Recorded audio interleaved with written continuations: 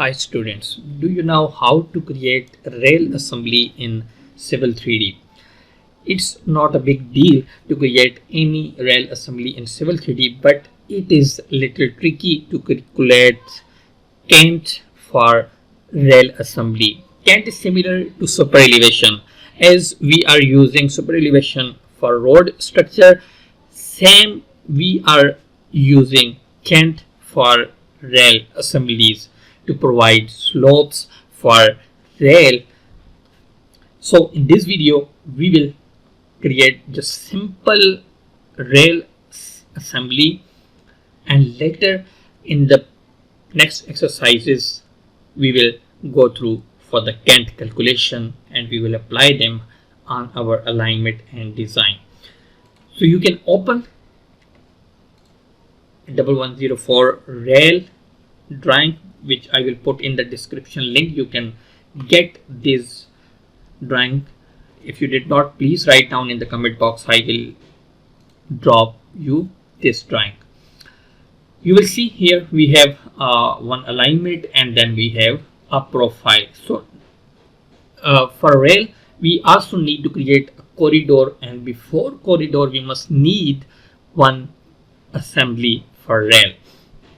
So here same like the roads, you can come to the assembly panel and here you can choose create assembly.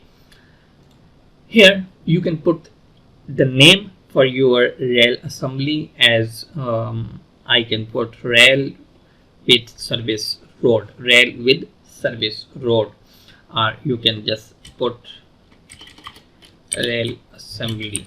Okay, then you don't need to put any description if you have not, but if you want to make something remember for your, then you can put here. Assembly type should be railway. If you will not select assembly type railway, it will not able to get cant calculation. You can also make changes later, but it will not efficient. So assembly style should be basic, then course style you can leave them as it is because you can do them later also. Just press OK and click on any open space in your drawing and it will zoom to you to some assembly marker. Then just open your tool palette from the palette panel here, and if you have not any rail tab on the tool palette, then just right click here and you will see all of the tabs here which we have in the tool palettes. So here we have also rails. You can also open this tool palette from there. Here we have a dual rail platform.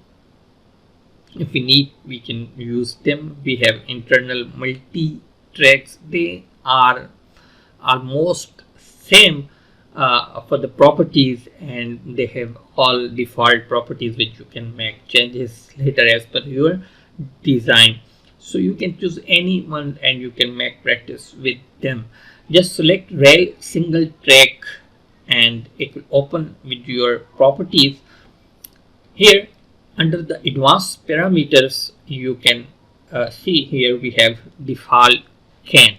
Default cant, now it is equal to 0 because we did not calculate our cant for our alignment. Later we will do that in the next exercises.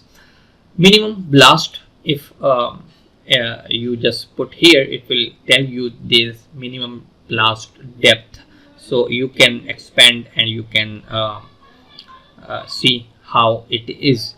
So if for example I need minimum blast depth 500, I can put here, and then sub blast depth should be 200 or 201 like this you can put, and sub blast top slope you can put top slope here for 5 into 1. Then we have gauge, which we are using for our rail. Then tie length, that one length how much will be. So I can put here that 3.851, something like this. And then here rail head width, you can also make changes to them.